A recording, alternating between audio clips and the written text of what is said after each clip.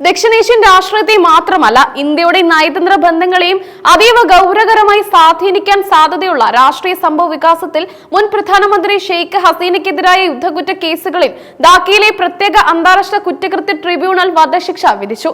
മനുഷ്യത്വത്തിനെതിരായ കുറ്റകൃത്യങ്ങൾ ഉൾപ്പെടെയുള്ള ഏറ്റവും ഗുരുതരമായ കുറ്റകൃത്യങ്ങളിൽ ഹസീന കുറ്റക്കാരിയാണെന്ന് ട്രിബ്യൂണൽ കണ്ടെത്തി. കഴിഞ്ഞ വർഷം രാജ്യത്ത് പൊട്ടിപ്പുറപ്പെട്ട ജനകീയ കലാപത്തെ തുടർന്ന് അധികാരം നഷ്ടപ്പെട്ട് പലായനം ചെയ്ത ഹസീനയ്ക്ക് വധശിക്ഷ വിധിച്ച ട്രിബ്യൂണലിന്റെ ഈ തീരുമാനം ബംഗ്ലാദേശിൽ വലിയ രാഷ്ട്രീയ കോളിളക്കങ്ങൾക്കും സംഘർഷ സാധ്യതകൾക്കും വഴിയൊരുക്കിയിരിക്കുകയാണ്. ഈ വിധി ഹസീനയുടെ 7 പതിറ്റാണ്ടിലേറെ നീണ്ട രാഷ്ട്രീയ ജീവിതത്തിന് എന്നേക്കുമായി തിരശീല വീഴാൻ കാരണമായേക്കും. വിധി പ്രഖ്യാപനത്തിന് ശേഷം രാജ്യത്ത് വലിയ പ്രതിഷേധങ്ങൾ പൊട്ടിപ്പുറപ്പെടാനുള്ള സാധ്യത മുൻനിർത്തി ബംഗ്ലാദേശിൽ ഉടനീളം അതീവ ജാഗ്രതാ നിർദ്ദേശം പ്രഖ്യാപിച്ചിരിക്കുകയാണ്. ഹസീനയുടെ പാർട്ടിയായ അവാമി ലീഗ് തങ്ങളുടെ നേതാവിന് ശിക്ഷ വിധിച്ചതിനെതിരെ രാജ്യത്തിന്റെ തെരുവുകളിൽ ഇറങ്ങി ശക്തമായി പ്രതിഷേധിക്കാൻ പ്രവർത്തകരോട് ആഹ്വാനം നൽകിയിരുന്നു. ഈ ആഹ്വാനം ക്രമസമാധാന നില തകർക്കാനുള്ള ശ്രമമായി കണക്കിലെടുത്ത മുഹമ്മദ് യൂനുസിന്റെ നേതൃത്വത്തിലുള്ള ഇടക്കാല സർക്കാർ തെരുവിലിറങ്ങുന്ന പ്രക്ഷോഭകരെ കർശനമായി നേരിടുമെന്ന് പ്രഖ്യാപിച്ചു.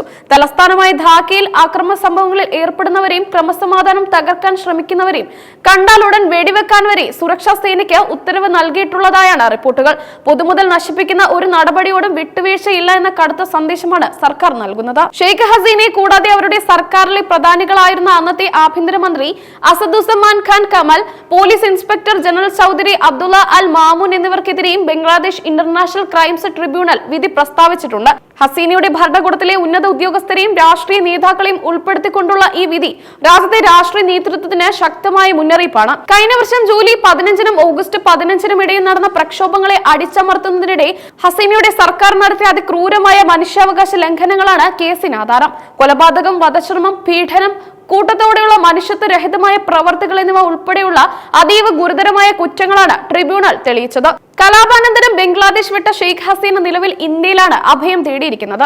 ശിക്ഷ നടപ്പാക്കുമെന്ന കടുത്ത നിലപാടാണ് ബംഗ്ലാദേശ് ഭരണകൂടം സ്വീകരിച്ചിരിക്കുന്നത്.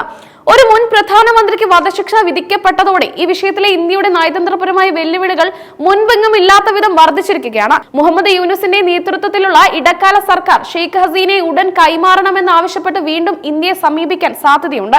വിധി പ്രഖ്യാപനത്തിന് മുമ്പ് പലതവണ ഈ ആവശ്യം ഉന്നയിച്ചിരുന്നുവെങ്കിലും ശിക്ഷ വിധിച്ച സാഹചര്യത്തിൽ ബംഗ്ലാദേശിന്റെ ആവശ്യം കൂടുതൽ കടുക്കും. ബംഗ്ലാദേശുമായുള്ള ഇന്ത്യയുടെ നയതന്ത്ര ബന്ധങ്ങൾ, രാജ്യത്തിന്റെ ആഭ്യന്തര രാഷ്ട്രീയത്തിലെ ഹസീനയുടെ സ്വാധീനം, കൂടാതെ അന്താരാഷ്ട്ര അഭയാർത്ഥി നിയമങ്ങൾ, ഹസീനയുടെ വ്യക്തിഗത സുരക്ഷാ ആശങ്കകൾ എന്നിവയെല്ലാം കണക്കിലെടുത്താണ് ഇന്ത്യ ഈ വിഷയത്തിൽ അതീവ ജാഗ്രതയോടെ മൗനം പാലിക്കുന്നത്. അയൽരാജ്യത്തെ ഒരു മുൻ പ്രധാനമന്ത്രിക്ക് വധശിക്ഷ വിധിക്കപ്പെട്ട സാഹചര്യത്തിൽ ഇന്ത്യ സ്വീകരിക്കുന്ന നിലപാട് ലോകരാജ്യങ്ങൾ ശ്രദ്ധയോടെ നിരീക്ഷിക്കും. 1971 വിമോചന യുദ്ധത്തിലെ കുറ്റകൃത്യങ്ങൾക്കായി രൂപീകരിച്ച ബംഗ്ലാദേശ് അന്താരാഷ്ട്ര കുറ്റകൃത്യ ട്രിബ്യൂണൽ ഒരു ജനാധിപത്യ സർക്കാരിന്റെ മുൻ തലവന്മാർക്കെതിരെ മനുഷ്യാവകാശ ലംഘനങ്ങളിൽ വധശിക്ഷ വിധിക്കുന്നത് ഇതാദ്യമായാണ്. ഇത് ബംഗ്ലാദേശിന്റെ നിയമവ്യവസ്ഥയിലെ സുപ്രധാനമായ ഒരു നാഴികക്കല്ലാണ്. വധശിക്ഷ വിധിക്ക് പിന്നാലെ ഹസീനയുടെ പാർട്ടിക്ക് അകത്ത് വലിയ പൊട്ടിത്തെറികൾ ഉണ്ടാകാൻ സാധ്യതയുണ്ട്. പാർട്ടിയുടെ ഭാവി നേതൃത്വം, യൂനിസ് സർക്കാരിനെതിരെ അവാമി ലീഗ് സ്വീകരിക്കേണ്ട പ്രതിഷേധ നിലപാട് എന്നിവയെല്ലാം ഈ വിധിക്ക് ശേഷം ചോദ്യം ചെയ്യപ്പെടും. ബംഗ്ലാദേശിലെ വർദ്ധിച്ചു വരുന്ന രാഷ്ട്രീയ അസ്ഥിരത ഇന്ത്യക്ക് വലിയ സുരക്ഷാ ഭീഷണിയാണ് ഉയർത്തുന്നത്.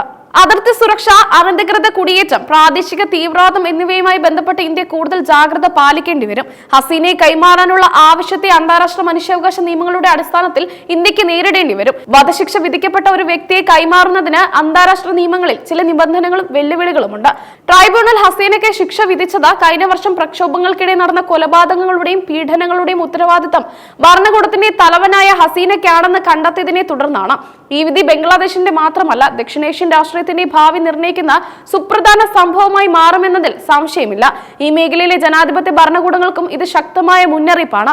വധശിക്ഷ ലഭിച്ച ഒരു മുൻ പ്രധാനമന്ത്രിക്ക് അഭയം നൽകുന്നത് ഇന്ത്യയുടെ ആഭ്യന്തര സുരക്ഷാ ഏജൻസികൾക്ക് വലിയ വെല്ലുവിളിയാണ്. ഹസീനയുടെ സുരക്ഷ ഉറപ്പാക്കുന്നതിനൊപ്പം ബംഗ്ലാദേശ് ആവശ്യപ്പെടുന്നതുമായി ബന്ധപ്പെട്ട രാഷ്ട്രീയ നിലപാട് ഇന്ത്യക്ക് എടുക്കേണ്ടി വരും. ഒരു മുൻ പ്രധാനമന്ത്രിക്ക് വധശിക്ഷ വിധിച്ചതും അവർ മറ്റൊരു രാജ്യത്ത് അഭയം തേടിയതും ലോകമെമ്പാടുമുള്ള മാധ്യമങ്ങളുടെ പ്രധാന തലക്കെട്ടുകളായി മാറിയിട്ടുണ്ട്.